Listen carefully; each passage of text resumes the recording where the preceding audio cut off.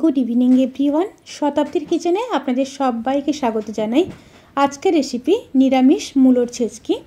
গরম ভাতে এই রেসিপিটি অসাধারণ লাগে, আর শীতকালে মূলোর স্বাদ ভীষণই ভালো হয়। আর এই পদ্ধতিতে যদি রান্না করেন তাহলে মূলোর কোনো রকমই স্মেল থাকবে না, খুবই কম সময়ে হয়ে যায়। অবশ্যই রেসিপিটি ট্রাই করবেন। তাহলে চলুন শুরু করা যাক আজকের এই সহজ এবং সুস্বাদু রেসিপি। মূলোর ছেচকি বানানোর জন্য দেখুন দুটো মূলো নিয়ে নিয়েছি, সঙ্গে কিন্তু শাকও আছে। শাকটা ফেলে দেব না, শাকটা ভাজা খেতে ভীষণই ভালো লাগে। এবার মূলোগুলোকে ভালোভাবে কেটে ধুয়ে নেব।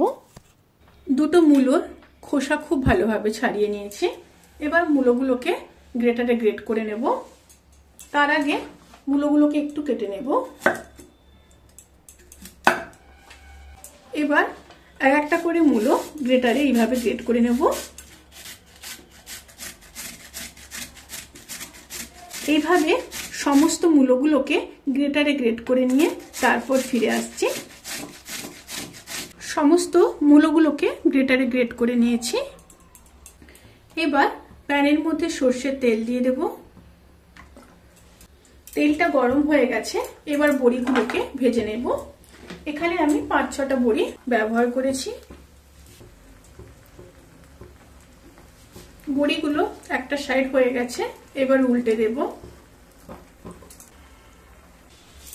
বড়িগুলো ভাজা হয়ে গেছে, এবার বড়িগুলো তুলে নেব।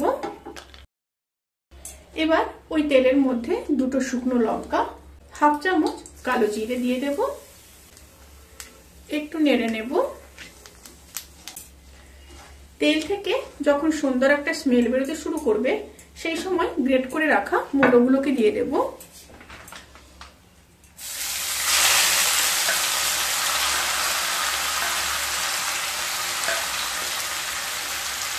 এবার নেড়ে নেব।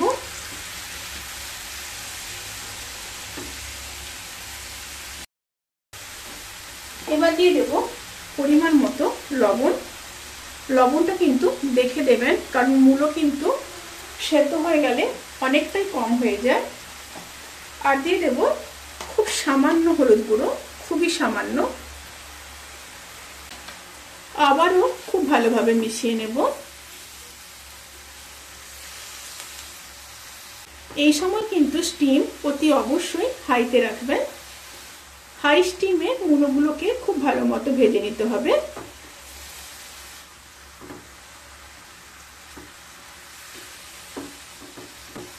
খুব ভালোভাবে মিশিয়ে নিয়েছি।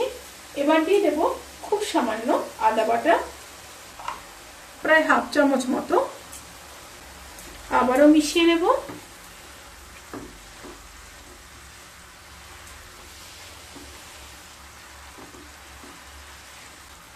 মিশিয়ে নিয়ে মূলোটা সেদ্ধ হওয়া পর্যন্ত অপেক্ষা করব। স্টিম কিন্তু অতি অবশ্যই হাইতে রাখবেন, কারণ মূলো থেকে অনেকটাই জল ছাড়বে। মূলোর জলটা যখন খুব ভালোভাবে শুকনো হয়ে যাবে সেই সময় দিয়ে দেব 1 চামচ চিনি, অবশ্যই দিতে হবে টেস্ট ব্যালেন্স করার জন্য। আর দিয়ে দেব 2 চামচ নারকেল কোড়া, সাথে দিয়ে দেব ভেজে গুঁড়ো করে রাখা বড়ি। বড়িগুলো অবশ্যই একটু গুঁড়ো করে নেবেন, তাহলে খেতে কিন্তু খুব ভালো লাগবে। আবারও খুব ভালোভাবে মিশিয়ে নেব।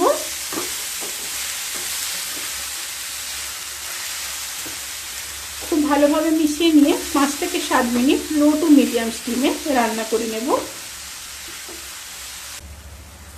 মূলোটা যখন খুব ভালোভাবে রান্না হয়ে যাবে সেই সময় দিয়ে দেব কিছুটা ধনেপাতা।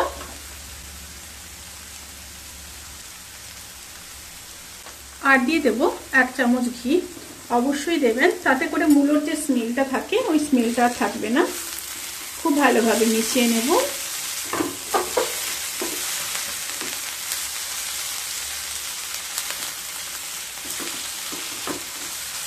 খুব ভালোভাবে মিশিয়ে নিয়েছি। এবার গ্যাসের ফ্লেমটাকে অফ করে ঢাকা দিয়ে 10 থেকে 15 মিনিট স্ট্যান্ডিং টাইমে রেখে তারপর সার্ভ করব। এই রেসিপিটি কেমন লাগলো প্লিজ কমেন্ট করে জানাতে কিন্তু ভুলবেন না। যদি ভালো লেগে থাকে তাহলে সাবস্ক্রাইব করে পাশে থাকা বেল আইকন প্রেস করে নোটিফিকেশান অল করে রাখবেন। তাতে করে আমি যত রেসিপি দেব সমস্ত লিঙ্ক আপনাদের কাছে পৌঁছে যাবে। আপনারা সবাই ভালো থাকবেন, সুস্থ থাকবেন, সাবধানে থাকবেন। আজকের মতো এই পর্যন্ত। পরের ভিডিওর জন্য অপেক্ষা করুন। টাটা।